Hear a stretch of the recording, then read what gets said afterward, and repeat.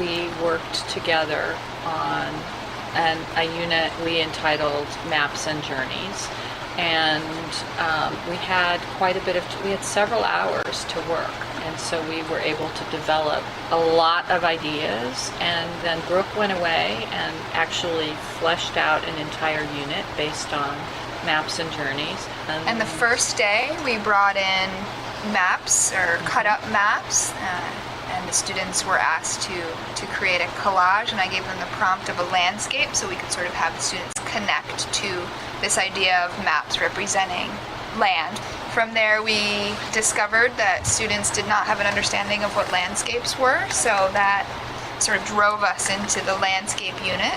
Really important to have that understanding of the eye-level view of the land, so that when we did jump into a bird's eye view of the land, students would understand that change in perspective. So we used that opportunity to do a unit on landscapes using charcoal and the exploration of those materials.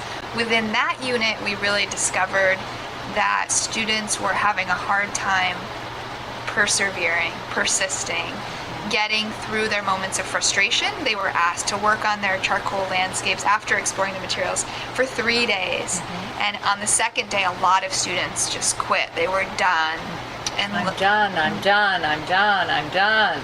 And charcoal is really a material that's great for persistence, because you can add and remove and layer, and there's a lot to continue to do. And from that, we decided to then develop a unit about persistence. Because it isn't only the art was a great stepping off point as an example of how quickly kids finish. It's more important to get finished and to finish quickly. It's really hard to push through to anything more. And so that's perfect for art as a place to work on that idea. Whereas writing is much more difficult to push through. Right. The art was a way in. Right. And so that's why we decided to step back from what clearly was just not engaging with the mapping stuff, and to go forward with the persistence growing out of the charcoal work. So let me summarize this unit a little bit, because we haven't actually even talked about this unit. So we wanted to build.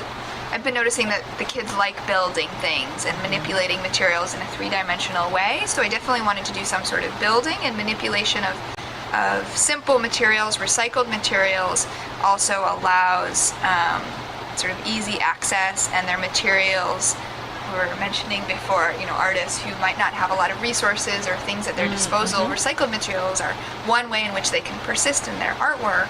So we wanted to develop a unit where they would be building, where perhaps the materials might build on each other, so they would be introduced to new materials, which would keep their engagement and interest, but they'd be working on the same project for a while. And then throughout the rest of the classroom experience, I'm working with persistence across the day in a variety of ways. And so it's pervasive. When you ask people to dig deep, I'm just talking about my experience as a teacher and also as a artist, and when I'm directing people, when I ask them to persist and dig deep, a lot of times there's a lot of pushback. And so I'm wondering if you're witnessing that, and where you're in, and then have you seen any breakthroughs? Because sometimes it does. I witness that a lot. I think we witness that a lot, and that's partly why we honed in on this abstract idea of persistence, because the level of frustration goes very high very quickly. There is very little in the way of resilience. And so bit by bit, moment by moment, day by day, that is what I am working on in the classroom with the students, and I see it as absolutely as important as any of the so-called academic work that we do, because figuring out what you do when you feel that is really hard. And so teaching strategies, here's something you can try. Oh, how did that work? And now, I don't know if you were aware today, I think a couple of kids said, can I go out and walk on the ramp?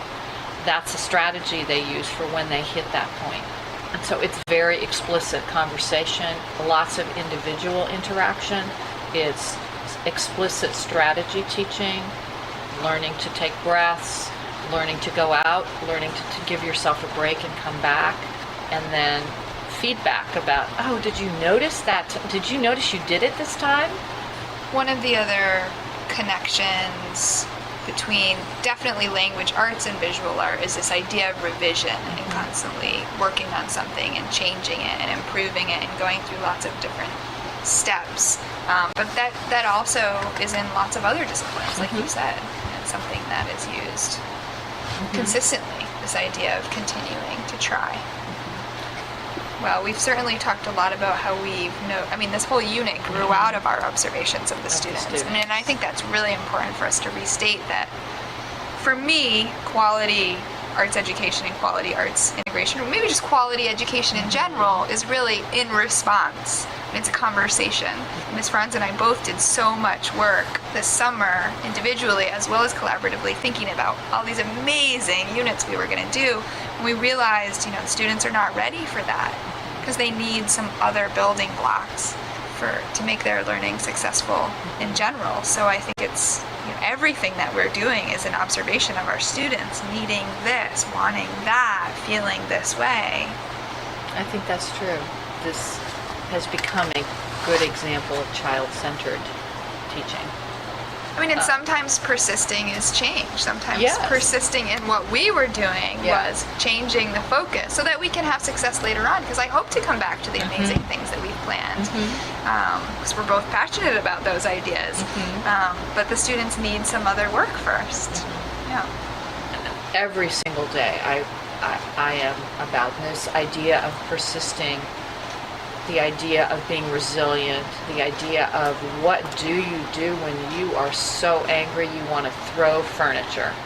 I truly believe that the children's lives depend on it in terms of what happens in the future.